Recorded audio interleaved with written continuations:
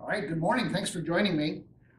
Today, we're going to be covering business systems analysis. Everything we're going to talk about is based on the book you have. You have this book. You got this about 10 minutes ago. Yep. You read it all. Sure have. Okay, good. So that way we can all follow along. So everything is in here and more. You also have a couple of other books as well. You have this sample business specification called vendor registry. And I don't want you to open that right now. If you open that right now, who knows what will happen, right? So don't go there. I'm going to come back to that a little bit later on. You also have this book as well. And this book is exactly the same as you see on the screen, except when it's different.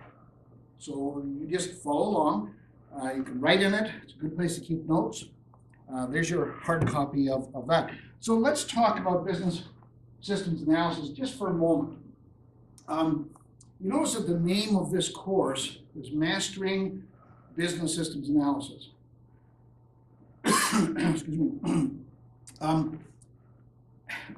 A term that's become very, very popular in the last few years is business analysis. Prior to that, we used to call it systems analysis. Some people call it business systems analysis just to keep us all on our toes. So what's the difference? Well, business analysis has been around for a long, long time. There's nothing really new there, and that's not what this course is all about. Business analysis looks at the strategy of the business, the competitive advantage, the return on investment, the marketing aspect of it, and so on. And that's not what this course is about. Systems analysis today mostly has to do with the implementation, the technology architecture, the solution design. That's not what this course is all about. This course is about finding out the requirements of the business and how we can specify that requirement in such a way that it can either be purchased, acquired as commercial off-the-shelf software, or it can be outsourced to a consulting firm, or somebody can do the solution design. In other words, find out what the business needs, what they want, and then be able to put it into an organized structure in such a way that somebody can actually buy something or build something from that specification. And that's why I've called it business systems analysis. So having said that, let's take a look at what we're going to be talking about. So, let me just go back here. Well, we've all had this problem for some time. There's always somebody who says it simply takes too long to figure out the requirements of the business. And whether it takes a month or a year or 10 years, it's simply too long. There's another problem, and that is that there are many, many organizations, good-willed project managers, who say, well, we can't really figure out the requirements anyway. Everybody knows that. Everybody knows that it's sort of abstract and fuzzy, and we're not sure what we get in the end. So why don't we just do a little bit of it, and then when we've exhausted our budget and the time allocated, then we'll just stop. And then we'll start building something.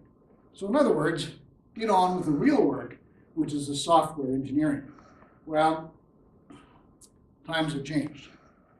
It was like that back in the last century, and it's been like that for maybe 40 years.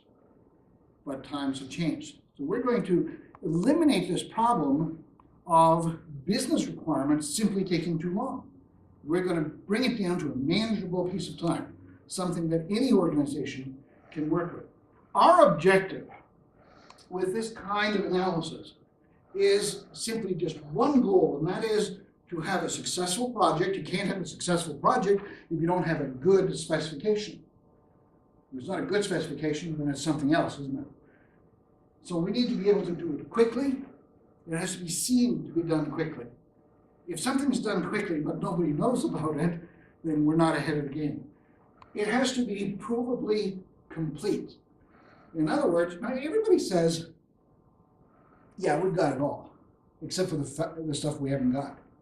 Okay? You know, if you ask at any point, have we got everything that we need?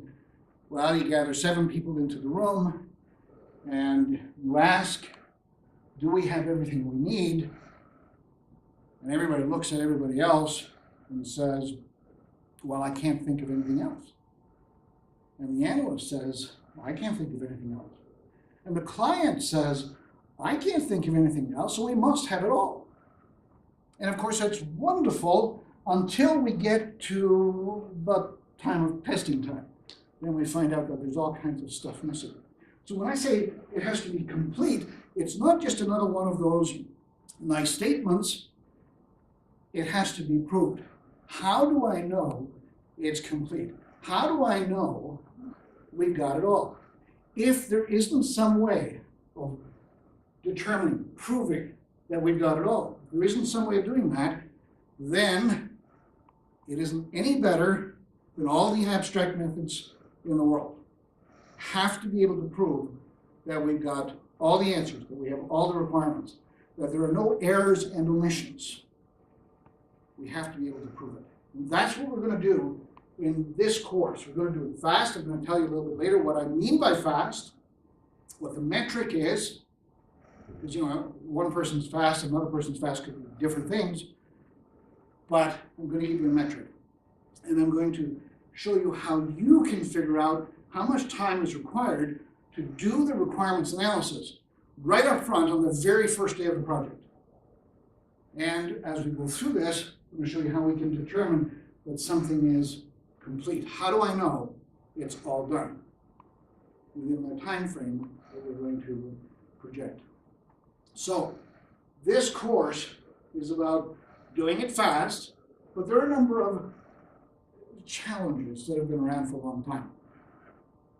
One of the challenges is that things are complicated. When people start talking about systems, we talk about, oh, that's a complex project. We talk about, oh, that's such a big project. Oh, that'll take forever to complete. And I'm going to show you how we can work with the idea of partitioning the effort to minimize complexity. In other words, how we can break it down into small pieces so as we can make it fit in here. If we can minimize what we do, the effort, break it up into small pieces, then we can tackle it one piece at a time and still result in being able to look at the big picture. We'll be able to see that as well. So, one of the things that happens on any project is that everybody suffers from the blank page syndrome. Everybody's heard about that, the blank page syndrome.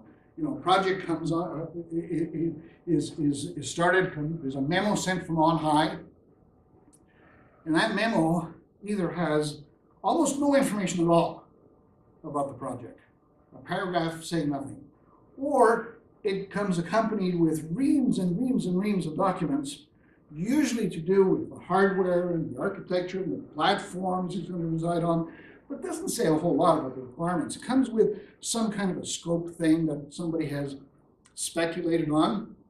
And the analyst, you've done this, I've done this, we sit and we scratch on a pad. And we start wondering where to start. Where do I start? Where do you start a project? Now somebody will say, of course, you start at the beginning. Well, where's the beginning? Projects today are not simple little things.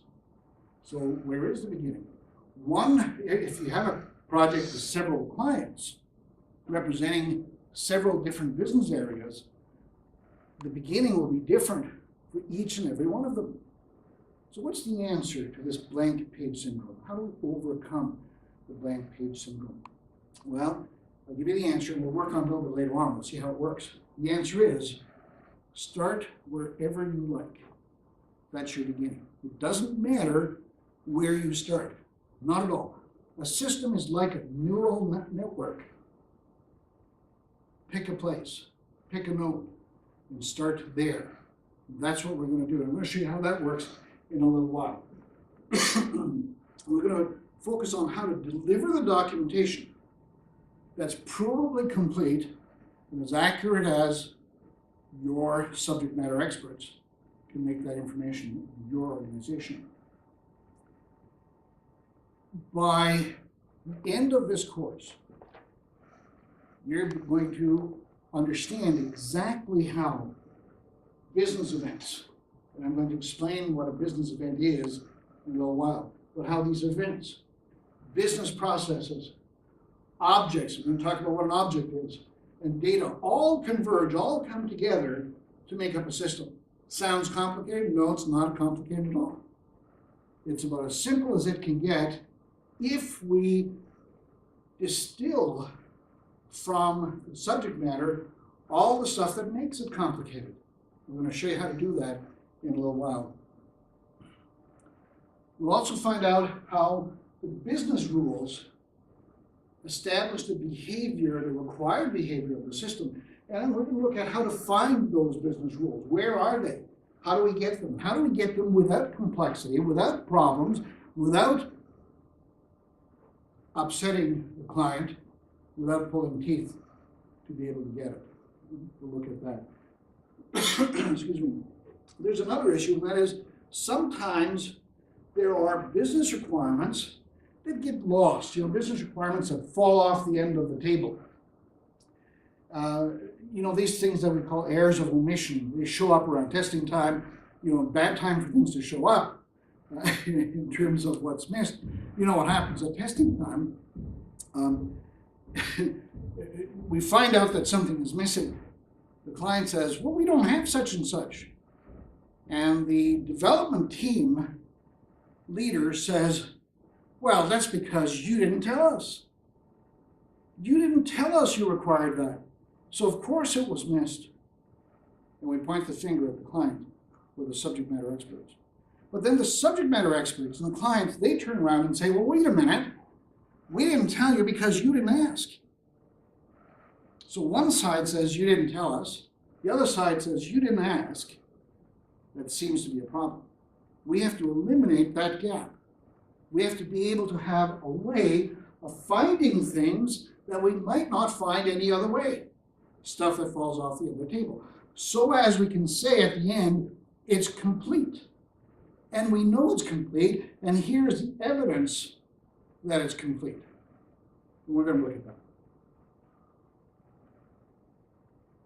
We're also going to talk briefly at the end of this about discovery sessions. How to work with the clients, how to work with the subject matter experts to discover their requirements, to find out exactly what they need. And we're going to do that in sessions that require only an hour or less of the client's time. We don't need to spend a lot of time with them. They don't want to do that anyway. They have their real work to do. They have their own work to do. So they don't want to take all that time out and spend it with us. So we're going to look at how do we do that in a discovery session of an hour or less. And there's a whole lot of other stuff we're going to also cover in this course. Here you have the agenda. You have this in front of you as well. Here's the agenda for the course. We're going to look at the foundation, which is what we call the business event. We're going to look at the processes and the objects and the data and the rules and how to write the narratives. And then we're going to come to Project Scope Blitz. Now the Project Scope Blitz actually is what we start the project with. But we're not going to start talking about it first. We're going to look at everything else first so as we can put the Project Scope Blitz into context and understand what the ingredients are. And we're going to work on a project. We're going to work on a project called the Tortoise Project, the Transplant Organs Reservation and Distribution Information System. And I'm going to show you how we would work through that. And finally, of course, there's the final exam. Did they tell you about the final exam? Did they? Oh my goodness. Well, let me give this out to you here. The final exam. You can pass those out. Thank you. So you can do that at the end of the course. You're going to do that. We're going to give you certificates. Here we have the certificates. Looks something like this. And we'll try to spell the name correctly. And you'll have a certificate at the end of the course as well.